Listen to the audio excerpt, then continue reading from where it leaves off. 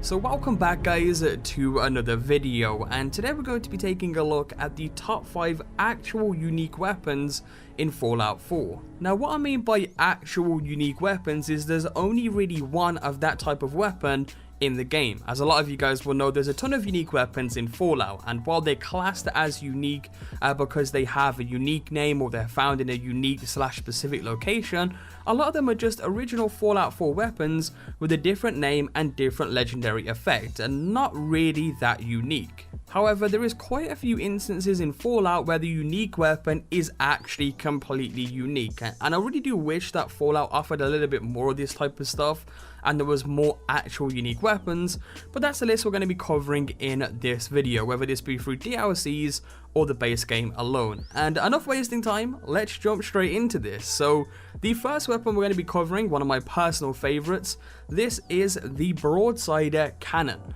The Broadsider itself is one of my personal favorite display weapons in Fallout 4, and what I mean by display is it's a weapon that I loved obtaining, love the look of it, love the way it works and stuff like that, but it was a weapon that I would keep on display at my settlements rather than taking out and actually using quite regularly. And don't get me wrong, the Broadsider is a pretty damn powerful weapon in Fallout 4, however its considerable weight, very limited range, low ammo capacity and trajectory of its projectiles sort of make it for occasional use than a convenient tool for regular field deployment. But one of the many reasons I love this weapon is because of the quest that you have to do to obtain it. In my opinion, it's one of the best side quests that you can do in Fallout 4, and that is the last voyage of the USS Constitution.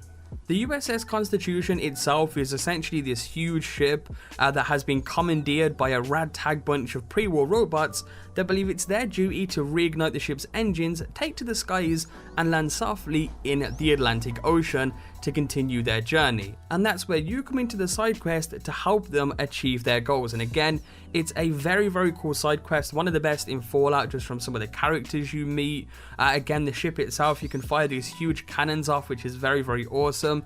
And of course the ending, the ending is very good. I'm not going to spoil it for you guys, but essentially when you play through the quest, you want to make sure that you side with Captain Ironsides and not with the scavengers, because otherwise you won't be able to get the weapon. But when you do complete the quest, when you see the ending and stuff like that, it's very fun. Captain Ironsides will actually gift you as a reward the Broadsider cannon. Again, there is only one weapon like this in the game, which makes it one of my personal favorites just because of how the weapon is, the quest you have to do it, and the fact that it's a freaking cannon. So pretty awesome weapon there. And now moving on to the next one, which is the Deliverer. The Deliverer is pretty much a pre-war semi-automatic handgun that uses 10mm ammo. It also comes with the VATS Enhanced Legendary Effect, which grants it increased VATS hit chance and 25% lower action point cost. This, combined with its low weight, minimal recoil and pre-war attached suppressor, makes the Deliverer an excellent weapon of choice for those stealthy attack type builds, able to take out the low to mid-level enemies in just one shot, and higher level enemies with the appropriate perks and modifications. This is one of my go-to weapons for a stealthy type character. A lot of you guys may have seen me rolling around with this in some of my streams and let's plays and stuff like that. And I don't know what it is, there's just something really cool about using this weapon. Like, you genuinely feel like a badass when you're using it. Now, in terms of obtaining it, it's essentially an end quest reward for completing the quest known as Tradecraft, which is given to you by Deacon when you first encounter the railroad after completing the Road to Freedom quest. For more information on how you get to the railroad headquarters in the first place and how you complete Road to Freedom, I'll have a link in the description below. And basically, once you've completed Road to Freedom, you've got to the railroad and you speak to Deacon, he will then give you the Tradecraft quest. And the Deliverer can be rewarded by Deacon at the very end after finding the body of Tommy Whispers. Deacon will essentially offer you the gun, and when he offers it you, you'll need to go ahead and accept it. And that is pretty much how you get the Deliverer. Anyway, moving on to the next weapon coming straight from the recent Nuka World DLC, we have the Acid Sokka. Now, the Acid Sokka itself is a small pistol that sprays an acidic solution at its targets, causing both poison damage and reduces the damage resistance of the target that you hit with it. Now in terms of the way the weapon looks, it seems to share a similar appearance to the previous weapon, being the Deliverer. So of course it is some form of jury-rigged pre-war handgun, just with the addition of a modified barrel and intake that dispenses a liquid from the glass jar that is screwed into place. One cool thing about the acid Sokka is that the acidic solution visibly drains as the weapon is fired. It's just something that I think is really cool about it.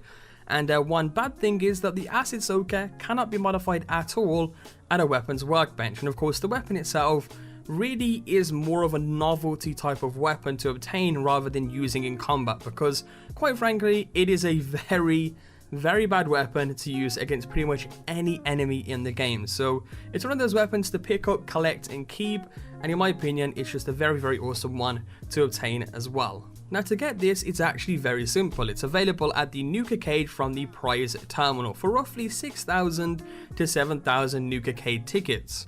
As the prize terminal stock rotates, the weapon is randomly available for purchase, and it's just sort of catch it when you can, I guess you could say, or you can simply wait in game for the prize terminal to eventually, pop up with the weapon, and from there of course you can go ahead and purchase it and it will pop out ready for you guys to pick up. For an easy and fast guide on how to farm for Nuka-Cade tickets, you can check the link in the description down below, just in case you need to farm for any Nuka-Cade tickets to obtain this weapon. But moving on to the next weapon of the video, which is the Cryolator. Now the Cryolator was a weapon developed by the overseer of Vault 111, pretty much the vault that you start the game in. And he developed this as a way to occupy time waiting for the all clear signal from Vault Tech that unfortunately never came. The weapon itself creates a cryogenic spray when fired that fades away at mid-range, so it really isn't a weapon that you're going to be using at long to mid-range, more type of the weapon that you're going to be using at close range. Firing the weapon continuously at an enemy may freeze it completely solid and render it unable to move and attack for a period of time, which makes the Cryolator a very good weapon to use in combat. If there's one bad thing that I will say about this is that it can chew up large amounts of ammo very quickly, so you may want to use it quite wisely against specific enemies. Now to obtain this, you can find it inside of Vault 111 in a display case in the Overseer's room behind a master level lock, so that is pretty much the only way you are going to obtain this, is when you have master lock picking and you can get into that case. There used to be a glitch in the past where you could get dog meat to go ahead and fetch for something. I'm pretty sure that's been patched now, of essentially dog meat could pretty much grab the weapon out of the case and give it to you. But pretty much that's how you obtain it. It's a very cool weapon, and there is only one of this type of weapon that you can find in the game. And for the final weapon of the video, we have Grognacks Axe. Now I was going to do some honorable mentions, but what I think I'm going to do is sometime in the future, I'm probably going to do a part 2, because there is other unique weapons in the game that are completely unique, and there's only one of that type of weapon. So I may do one in the future. This is just the top 5 that I think are the best in terms of actual unique weapons, and Grognacks Axe definitely has to be on this list. Now Grognacks Axe itself is based on the weapon that Grognak the Barbarian uses within the comic book series in Fallout 4. It also comes with a legendary effect where hits cause more stagger and targets take bleed damage. However, it also has a hidden effect of less AP usage in VATS. Unfortunately, the weapon cannot be upgraded or renamed at a workbench. And another quick fact about the weapon is that it can also be equipped by the companion Strong. Now to obtain it, very simple weapon to obtain. All you'll need to do is head over to Hubris Comics. This location can be found right here on your map, and pretty much as soon as you enter the building, to the very left you'll find a display case that you can open up, and inside of that display case is exactly where you will find the unique Grognacks Axe. And that, my friends, is my list of the top 5 actual unique weapons in Fallout 4. Again, there could have been honorable mentions such as the Junk Jet, the Assaultron Head. You've also got, I guess, which could have been counted, the different variations of the Fat Man launcher, although that's not really unique. That's more of a unique upgrade, being of course the bowling ball launcher and the Nuke launcher and stuff like that. But I thought I'd cover mainly the actual unique weapons in Fallout 4 for this video. So if you guys did enjoy this video today and do enjoy these top list type of videos, be sure to let me know by leaving a like down below. Your support, of course, is always greatly appreciated on the channel. You guys have been smashing it with the support recently, so I can't thank you guys enough for that. But other than that, I hope you enjoyed. Subscribe if you're new, and I will catch you guys next time with a brand new video. Peace out.